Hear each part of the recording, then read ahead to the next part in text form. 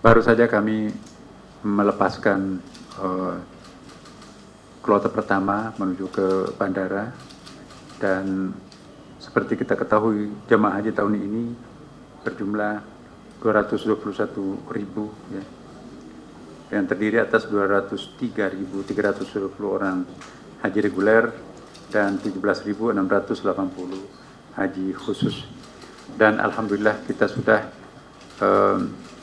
mendaftarkan semuanya, bahkan yang kita sudah 105% ya. Artinya ada istilah kita itu cadangan lunas, antisipasi kalau misalnya tiba-tiba berhalangan hadir karena sakit atau ada yang meninggal atau ada urusan tidak bisa ditinggalkan, maka sayang kalau itu kosong, maka itu kita angkat nanti ibarat nomor urut kacang naik ke atas, dan itulah nanti akan menutupi jamaah haji yang berhalangan. 221.000 ini pasti ada saja halangan, dan itu tahun lalu itu bahkan bisa mencapai ratusan bahkan ribuan. Nah, kami sudah punya cadangannya berdasarkan nomor urut kacang, bukan dengan cara-cara lain. Kemudian saya juga tadi subuh baru tiba dari Madinah ya, mengecek seluruh persiapan haji di Madinah, karena mereka ini kan nanti akan langsung ke Madinah.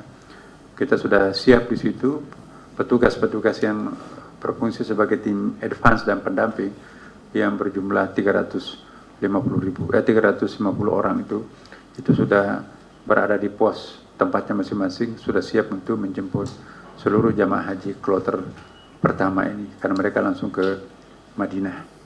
Kemudian jumlah jamaah haji yang kita akan lepas pada malam ini, seluruh bandara, seluruh embarkasi itu, Pak Dirjen berapa tadi itu malam ini? Ya, 7.000-an. Jadi sekian kali penerbangan, dan untuk Jakarta ya, ini penerbangan yang pertama ini, insya Allah tengah malam nanti akan berangkat. Kita tadi sudah berikan semacam pelepasan singkat formal ya. Kemudian situasi cuaca juga di Madinah sekarang ini ya, kami rasakan kemarin juga masih bersahabat ya, belum terlalu panas ya. Tapi nanti pada hari haji itu nanti itu ramalan cuacanya itu menggambarkan itu akan berada pada suhu yang sangat panas ya, sekitar 40 derajat ya. Untuk orang Indonesia itu cukup panas. Kemudian persiapan lain tahun ini memang banyak hal-hal yang khusus yang kita lakukan, pembaharuan, tapi itu semuanya untuk memudahkan para jamaah. Hal-hal yang baru yang secara formal sebetulnya tahun lalu juga sudah ada, misalnya tanazul ya. Tanazul itu ya jamaah tertentu nanti yang ada berjumlahnya hampir 40.000 itu nanti akan tinggalnya di hotel. Jadi pulang pergi dari hotelnya ke jamarat tempat pelemparan. Karena ya saya katakan kemarin waktu mengunjungi lokasi itu ya, ini di hotel pun juga kita bisa, bagi orang yang kuat melempar itu bisa sampai lemparannya begitu dekatnya ya.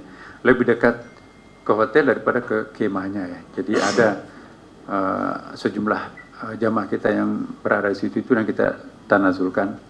Kemudian juga dengan demikian tingkat kelonggaran kemah itu akan lebih terasa, tidak lagi berdesak-desakan. Dan insya Allah juga ini diharapkan akan ada kenyamanan dari jamaah haji, karena kita tidak mendapatkan atau kita tidak memanfaatkan kuota tambahan. Yang ada kuota tambahan itu adalah petugas jamaah haji, tapi tambahan kuota untuk jamaah haji tahun ini kita tidak memprioritaskan. Yang kita prioritaskan di sini adalah bagaimana memberikan kenyamanan terhadap jamaah haji yang resmi, karena tidak sedikit juga menimbulkan masalah jamaah-jamaah haji yang terlambat mendaftar, yang tidak sesuai dengan jamaah haji yang telah diperkirakan sebelumnya, dan itulah nanti menimbulkan banyak masalah. Tapi mudah-mudahan tahun ini insya Allah sesuai dengan pengamatan kami kemarin, mulai dari Madinah kemudian juga ke Jeddah, tempat mereka itu mendarat, kemudian juga bus yang akan mengantarkan ke Mekah atau ke lokasi-lokasi yang bersangkutan nanti itu insya Allah semuanya sudah bagus. Termasuk juga Arafah, ya Musdalifah dan Mina. Teman-teman di sana sudah siap, termasuk juga dapur kami agak sedikit memang lebih rigid ya, bahwa ya sampai ada yang mengatakan kok Pak Menterinya mengurusi hal-hal yang recehan, yang sepele, yang bawah seperti ini. Itu bagi kami itu lebih baik daripada nanti kami hanya menerima laporan dari bawah tapi tidak sesuai dengan fakta dan kenyataan.